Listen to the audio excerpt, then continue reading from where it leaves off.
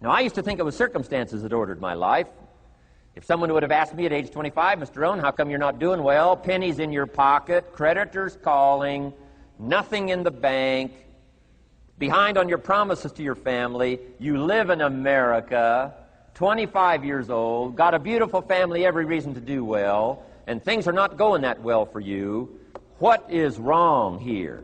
It would not have occurred to me to blame my philosophy. I mean, it would not have occurred to me.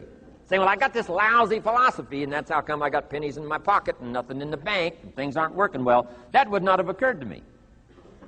I found it much easier to blame the government. Much easier to blame the tax problem. I used to say taxes are too high. Top tax rate when I first started paying taxes, 91%. Back then, when your income reached a certain level, all your income over that, 91%. So I used to say that's too high. Now the top tax rate's about 33%. But people are still saying what? Taxes are too.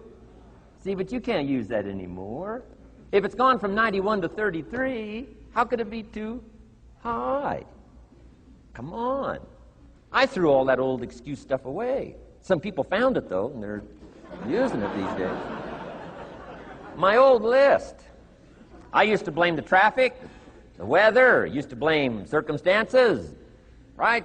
People say I'm too tall, I'm too short, I'm too old, I was raised in obscurity, raised on a farm, parents of modest means, all the stuff.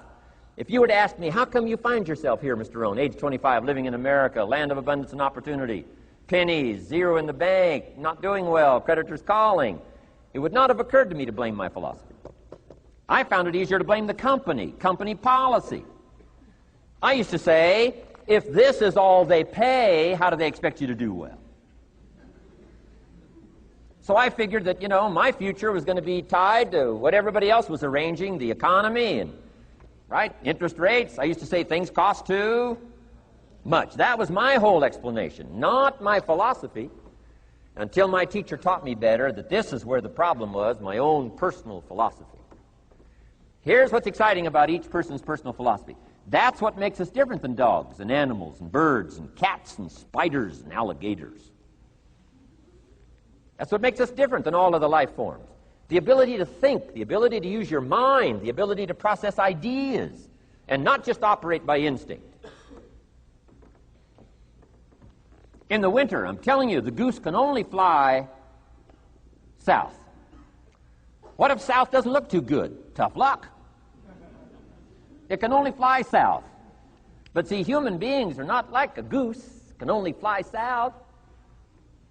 I mean, you can turn around, go north, you can go east, you can go west, you can order the entire process of your own life. And we do that by the way we think. We do that by exercising our mind. We do that by processing ideas and come up with a better philosophy, a better strategy for our life, goals for the future. Okay? Plans to achieve those goals. All this comes from developing our philosophy. Philosophy helps us to process what's available. Well, when we get here, we got seed, and we got soil, and we got some rain, and we've got some what? Sunshine, and we've got some seasons, and what? The miracle of life. Now, the key is, what do you do with all this stuff? How do you turn all this stuff that's available here into equity and promise and lifestyle and dreams and future possibilities? All of this that's possible now with human beings, how do you take all this stuff and turn it into this equities and values?